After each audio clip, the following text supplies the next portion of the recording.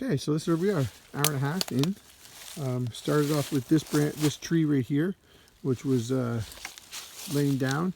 It was sandwiched on this deadfall, which is pinched between these two trees. That one right there was one of two trees I cut down.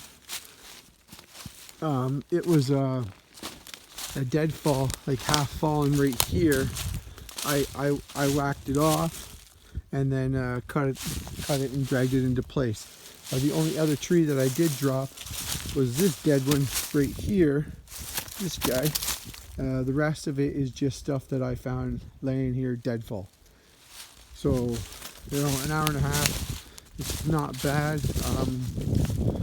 What we got here is we got a high peak in the back corner.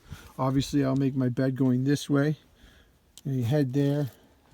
I'll have a tarp come down so to the low point, so it will shed any rain off down to this section. I will make my secondary here. I'll make my fire right here, so that any smoke will go up and hopefully catch into the tarp, come through the tarp and out the back.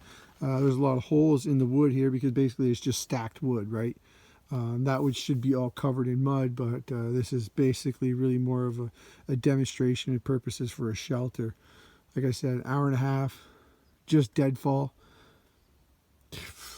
Very simple, very crude, very rudimentary, but I mean, for just wood laying around within 60 feet of this area, I basically cleaned it. Well, you can see that it's all cleaned up. Where compared to over there, it's all the, see, this is all ash. All the ash trees are dead, so it's just a matter of cleaning up some deadfall.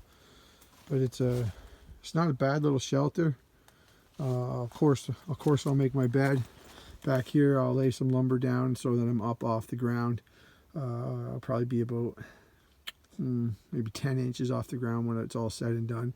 But again, what I'll do is I'll just cut some trees down, or sorry, some logs up, hammer them into the mud, hammer 4 points into the mud, and then I'll lay some logs on top of it, tie it all off, and then what I'll do is I'll use paracord to weave in between it, and it'll be basically like a supporting kind of hammock kind of style.